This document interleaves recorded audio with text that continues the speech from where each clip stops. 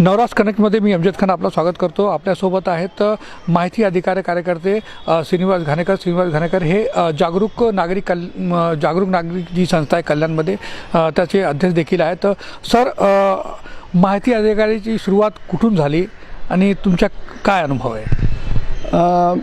1995च्या सुमाराला पहिल्यांदा जोगळेकर म्हणून एक ग्रस्त होते, भिवंडीचे वयस्कर होते। त्यांनी पहिल्यांदा भिवंडी नगरपालिकेकडनं काय माहिती मागवली, ती माहिती त्यांना नाकारण्यात आली म्हणून ते कोर्टात गेले। भिवंडी कोर्टामध्ये ते जिंकल्यानंतर मग भिवंडी नगरपालिका, तत्कालीन भिवंडी नगरपालिका ही हायकोर्टात गेली। हायकोर्टातही ती केस हारली आणि नंतर मग सुप्रीम कोर्टाकडनं याच्यावरती शिक्कामोर्तब झालं। सुप्रीम कोर्टामध्ये ही केस गेली आणि घटनेच्या सेक्शन 19 प्रमाणे माहिती मिळवण्याचा प्रत्येक नागरिकाला अधिकार आहे हे सुप्रीम कोर्टाने पहिल्यांदा सांगितलं। त्याप्रमाणे त्यांनी माहिती अधिकाराचं काय हे तर जिंकलं, परंतु त्यांचं वय जास्ती होतं, त्याच्यानंतर त्यांना काय फॉलोअप करायला झालं नाही। पुढचं कार्य जे आहे ते मात्र अण्णा हजारेंनी फार चांगल्या रीतीने केलं आणि माहितीचा अधिकार महाराष्ट्रामध्ये लागू कसा होईल या दृष्टीने त्यांनी फार प्रयत्न केले। खरं क्रेडिट जातं ते अण्णा हजारेंच्या बरोबर जोगळेकरांना दिला पाहिजे। त्याच्यानंतर माहिती अधिकाराचा कायदा जसा वटहुकूम जसा आला तसा भारतामध्ये सुरुवातीला पहिल्यांदा वापरला तो कायदा ह्या वटहुकुमाचा आधार घेऊन माहिती अधिकाराचा अर्ज केला। तो कौस्तुभ दत्तात्रय गोखले म्हणून माझे सहकारी आहेत त्यांनी केला। दुसरा अर्ज तरी मला लिहून दिला, म्हणजे गोखल्यांचं क्रेडिट आहे, खरं ते माझे क्रेडिट नाही आहे जरी नाव माझं असलं तरी। आणि गोखल्यांनी मला अर्ज लिहून दिला, माहिती अधिकार कसा वापरायचा आहे गोखल्यांनी मला शिकवलं। 1999 साली हा वटहुकूम निघाला। नंतर प्रत्येक वर्षी त्याला वटहुकुमाला रिन्युएशन दिलं गेलं आणि नंतर मग 2002 साली पहिल्यांदा महाराष्ट्र माहितीचा अधिकार हा 2002 साली पहिल्यांदा अस्तित्वात आला। त्याच्यामध्ये अनेक सूचना आमच्या होत्या। त्या सूचनांचा तत्कालीन प्रधान सचिव नगरविकास ज्या होत्या त्यांनी त्याचा खूप अभ्यास केला आणि नंतर मग त्याचा 2002च्या कायद्यामध्ये त्याचं रूपांतर झालं। 2005 साली महाराष्ट्र माहितीचा अधिकाराचा जो नियम आला त्याच्यामध्ये सुद्धा कौस्तुभ गोखले आणि माझ्या ज्या लिखित सूचना होत्या त्यांचाही विचार केला। जवळजवळ 258 काहीतरी सूचना होत्या आमच्या, तर त्या सूचनांचा विचार केला गेला आणि नंतर मग महाराष्ट्र माहितीचा अधिकार आला आणि नंतर मग केंद्रीय माहितीचा अधिकार आला। केंद्रीय माहितीच्या अधिकारामध्ये या सगळ्या गोष्टी समाविष्ट झालेल्या आहेत। माहिती अधिकाराचा म्हणजे जो कायदा आला त्यानंतर तुम्ही भरपूर याचा म्हणजे चांगल्या पद्धतीने याचा म्हणजे फायदा पण लोकांना झाला याचा। तुम्हाला काय वाटतं की तुमचा काय अनुभव आहे की अशी कोणती प्रकरणं आहे जे माहिती अधिकाराच्या मतीने जे लोकांपर्यंत पोहोचली? कल्याण डोंबिवली महानगरपालिकेचा विचार करायचा झाला तर आमचे उपायुक्त होते सुरेश पवार, त्यांचं एक प्रकरण होतं ज्यांनी शासनाचे फ्लॅट लाटले होते ULC मधले आणि ते लक्षात आल्यानंतर मी त्यांचा पाठपुरावा केला। सुरेश राजाराम पवार आपले उपायुक्त आणि ते विधी अधिकारी होते विनायकराम प्रसाद पांडे, हे प्रकरण पहिल्यांदा उघडकीला आणलं। त्याच्यानंतर मग महापालिकेच्या अनेक प्रकारात पाईपलाईन घोटाळा जो निघालेला आहे, म्हणजे ज्याच्यामध्ये आपले 22 नगरसेवक मला वाटतं अटकही झाली होती, तर तो माहितीच्या अधिकारातच आम्ही मिळवलेला प्रकार होता। अँटी करप्शनला ती केस चालली होती।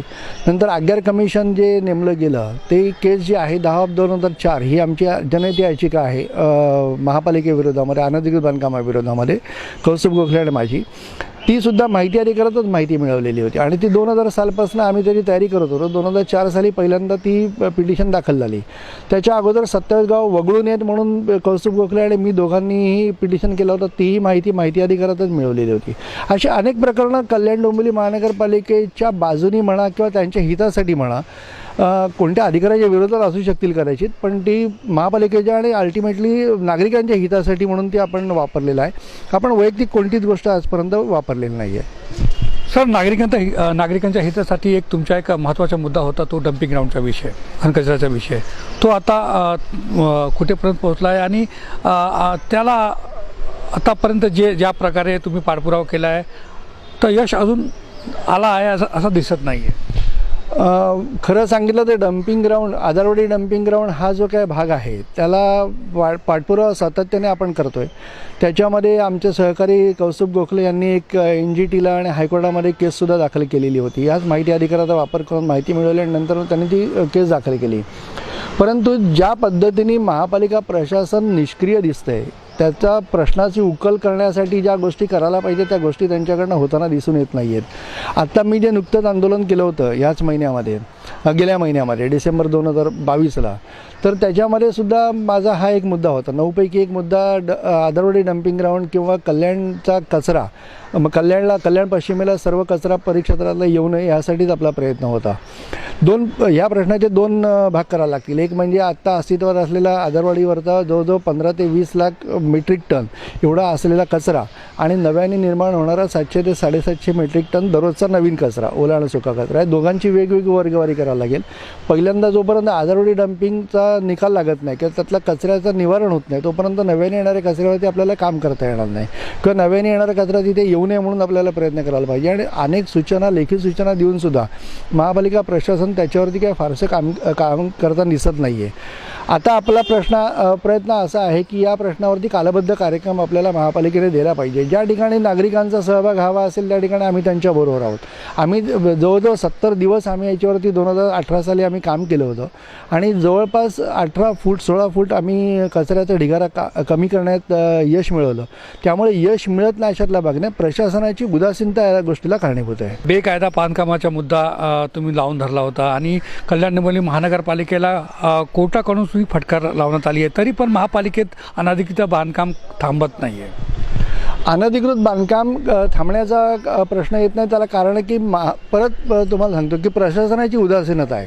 म्हणजे याच्यावरती माननीय उच्च न्यायालय फार तर तुम्हाला सूचना देऊ शकतं, आदेश देऊ शकतं, अहवाल घेऊ शकतं, अहवालाचं शासनाने स्वीकार करू शकतं, जसं आगार कमिशनचा स्वीकार केलेला आहे. 72 अधिकाऱ्यांवरती कारवाई करण्याचे आदेशही शासनाने दिले. 72 पैकी एका अधिकाऱ्यावरती महापालिका प्रशासनाने अजूनपर्यंत कोणती कारवाई घेतलेली नाही आहे. 11 IAS ऑफिसर्सवर ती कारवाई घेण्याचं शासनाचं मान्य केलेलं आहे. शासनाने तशा सूचनाही सामान्य प्रशासन विभागाला दिल्या होत्या मंत्रालयातल्या, त्यालाही वाटण्याच्या अक्षता लावल्या आहेत, त्यालाही काही झालेलं नाही आहे. अनधिकृत बांधकाम ही जागेची वाढती निकड, गरज आणि उपलब्ध जागा कमी असणं ह्याच्यासाठी होणारे प्रश्न आहेत.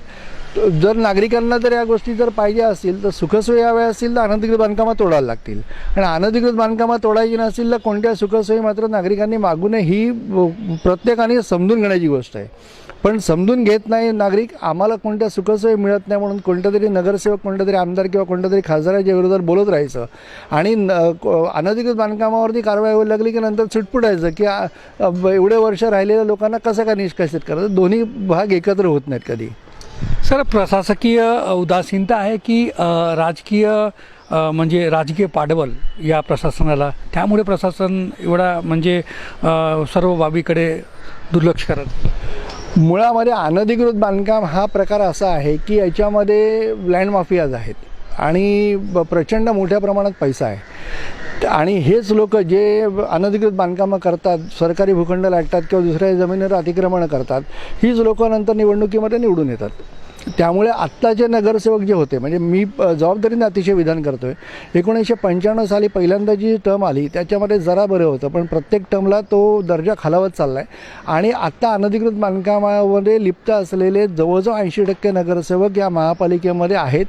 माझी मागणी निवडणूक आयोगाकडे आणि महापालिका आयुक्तांकडे हीच होती, लेखी स्वरूपात मागणी केलेली आहे की 10D वापर म्हणजे त्यांना अनाहरत करायचं नगरसेवकांना निवडून आल्यानंतर, त्यापेक्षा अगोदरच जर कधी निवारण केलं आणि महापालिकेच्या मालकीचे जे भूखंड आहे ज्याच्यावर अतिक्रमण या अनधिकृत बांधकाम करणाऱ्यांनी केलेलं आहे त्याला जर कधी पायबंद घातला आणि त्यात लोकांना जर कधी इलेक्शन लढवण्यापासून, त्यांच्या नातेवाईकांना आणि त्यांना जर कधी इलेक्शन लढवण्यापासून बंदी घातली, त्या गोष्टीचा निपटारा होऊ शकेल.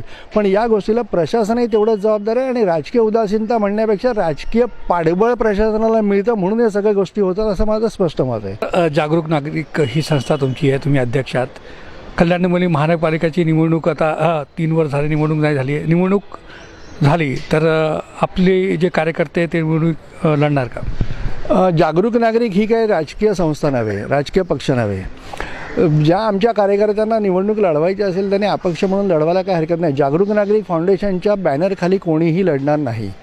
जागरूक नागरिक फाउंडेशनच्या बॅनरखाली एकही नगरसेवक किंवा कोणतेही विधानसभा आम्ही लढवणार नाही. आम्हाला बोलण्यासाठी जे व्यासपीठ पाहिजे ते व्यासपीठ आम्हाला उपलब्ध होण्यासाठी म्हणून आमचे जर कोणी कॅन्डिडेट जर निवडणूक लढवत असतील आणि आमच्या अजेंडावरती लढवत असतील त्यांचं स्वागत आहे. कोणत्याही पक्षाचा असला तरी चालेल, आमच्या अजेंडावरती त्यांनी काम करावं. याच्यानंतरची येणारी जी महापालिका नगरपालिकेतली नगरसेवकांची संख्या आहे त्याला आम्ही मजबूर करू की आमच्या अजेंड्यावरतीच काम करायला लागेल, अन्यथा दुसरं काम कोणतं आम्ही करून देणार नाही. नवरास कनेक्टला आपला बहुमूल्य वेळ दिल्याबद्दल तुमच्या खूप खूप धन्यवाद. हे होते श्रीनिवास घाणेकर ज्यांनी विविध प्रश्नावर विविध समस्यावर आपली प्रतिक्रिया दिली आहे.